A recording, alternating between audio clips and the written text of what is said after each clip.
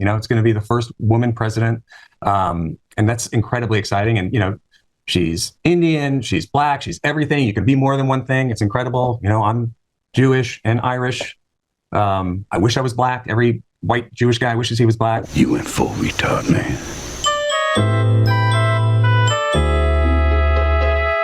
Ben Stiller, who said Tropic Thunder can't be made today, says, woke America killed edgier comedy. As this guy points out, says this, endorses Kamala. And then Elon goes, damn, he went full retard. And the fact that the owner of X and the owner of Tesla and SpaceX, the man is going to send people to Mars.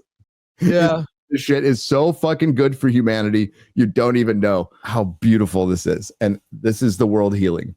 Yeah. So Ben's out there like, dude, do that. So Chris, do they not understand?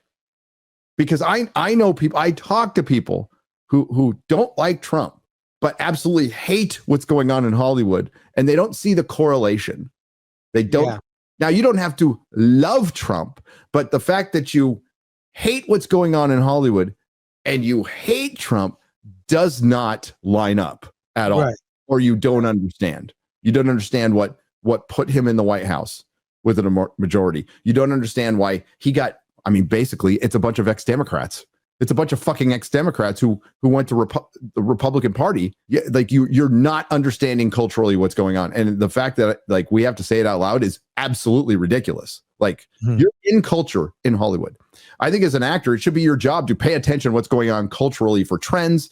It's part of your profession. And the fact that they're clueless on this or refuse to believe, I don't know, Chris, which one do you think it is? I think it's people are out of touch. I mean, Hollywood, more than anything, people are out of touch. I mean, being from the Midwest, I could never get the Detroit out of me. So I always thought back even in the 90s, when I first moved here, the way that parents raise kids I thought was troublesome. And they have a name for it. You know what they call it? Free range kids. Yes. They just let them do whatever. And then you can't tell the boys from the girls because the boys have these sort of long hair. And you're like, is that a girl? Oh, we just let them do whatever. We just let them. I don't let my kids do whatever. If they're being disruptive, don't act like that. You're out of line. You don't act like that. Dad doesn't let you get away with shit. That's the kind of dad I was. But I think that's default setting dad. You teach your kids to be respectful and not be a nuisance, you know, and just be good kids in general. Sure, they always act out, but whatever. But the way I saw other parents parent their children got me out of LA. I'm like, F this, I'm moving out. So, I mean, I moved to Pasadena out of LA just to get some distance between the crazy parents. There was no way my kids were going to public school in LA. There was no way. So we moved to Pasadena to get away from that because I saw the way parents were just very whatever. And that's where you end up with like these weak people. I don't know, weak parents, weak kids. Like I see it. Well, it was brought up yesterday. You've brought it up a lot. I've brought it up a lot. One of the biggest problems with Hollywood, and this goes to comedy, this goes to everything. It right now is it's lost touch with not just the common, you know, just the general populace. It's lost touch with masculinity. It doesn't even know what it is. It's a riddle. It's an absolute riddle. We talked about it on the phone. You said, you know, there was a time when, you know, men couldn't write women, right? And now it's the opposite. You told me it's the opposite. Hollywood doesn't know how to make and or market a film to men because there are, I hate to say this, too many women in male spaces.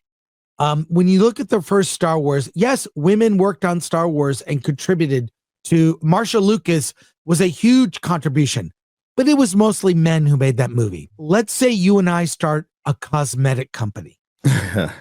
Let's do it. We're going to do makeup, lipstick, eyeliner, and you and I will try to make that company, and it'll be mostly men making cosmetics for women. Straight men. We got to be clear. Yeah, to be clear, straight men.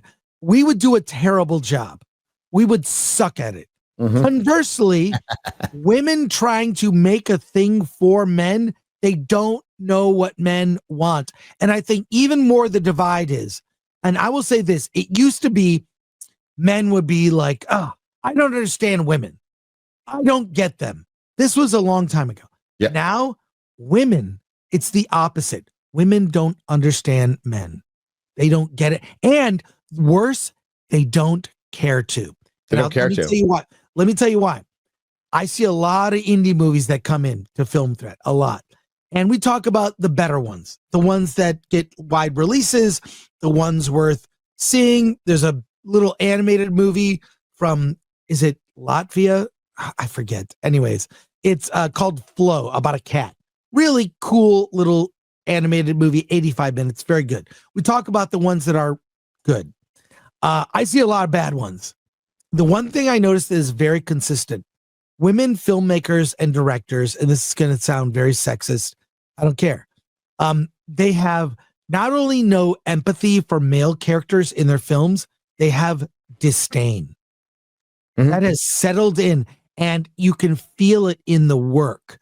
No empathy, disdain, and don't care to even treat them like humans. And you're seeing this from female filmmakers. And part of, I think, being an artist is to have empathy for people that aren't you.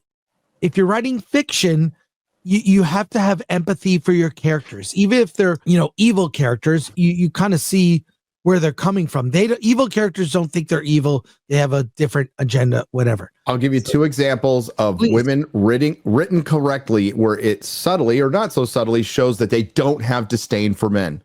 And they just so happen to be two mob women who are daughters of mob bosses, Susie Glass from Gentlemen and Sophia Falcone from Penguin. And they established that early on because in both series, they love their brothers and they respect their fathers to a certain point. One more than others, Susie Glass more than Sophia Falcone, who later finds out that her dad's been killing people, but women. But initially they have a respect. So that's a really easy way to show that. And they skip that in things like Agatha or there's no men in Agatha, but you know what I'm talking about. Like they skip that. And you're absolutely right. They just show this. It comes out of the pores of the screen. It's just, you feel the hate. It's like something like Velma, Disbrews covered it a lot.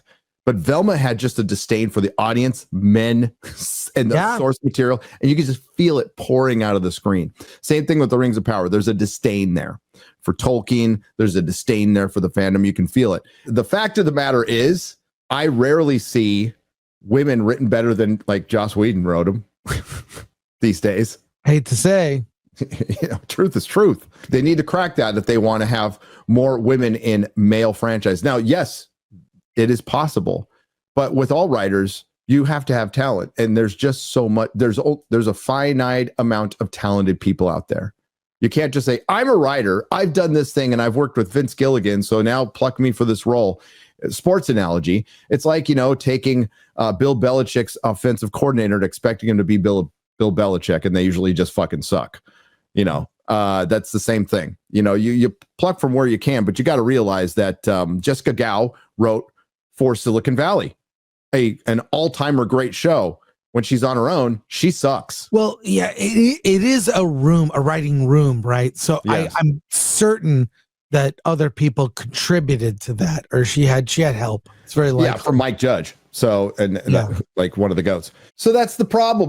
But this is great. And Ben Stiller not understanding that the system that you completely support is the system that made it impossible to make another Tropic Thunder. And the fact that you can't see that, Ben Stiller, or don't want to see that, oh shit. Yeah. You're lost, buddy. Yeah, I wish he could kind of see the difference. So can he see the difference, or he's not willing to see the difference? I think Hollywood, it just is so out of touch with people that I don't know. It's like you need diversity in the writer's room, and I don't mean colors of people, so-called. I hate that, but like you need people from used to be kind of like I bring this up a lot. Blue collar people used to be a focus in Hollywood. So many blue collar stories. You pointed out that Star Wars is about a farmer, a trucker, and a war veteran. I mean that's all very blue collar and relatable. So it's very sad where we are, and I feel like who Hollywood chooses to tell stories about says something. Mm-hmm. What Robert brought up is it's like with all these genres, and Justine Bateman brought it up as well. Like the reason Hollywood went to genre because it sells internationally better, but nobody bothered to ask, what's this about? And I give Robert Meyer Burnett full credit for this. Like he says, Star Wars isn't about anything anymore. It's about itself. Yes.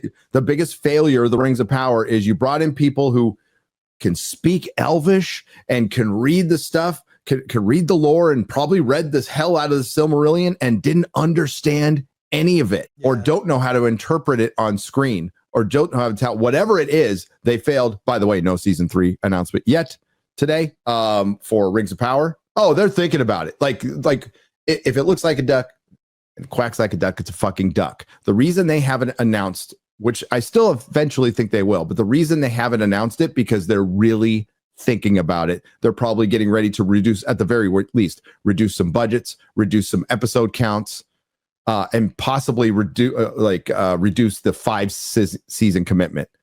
I promise you, those are the conversations that are being had right now.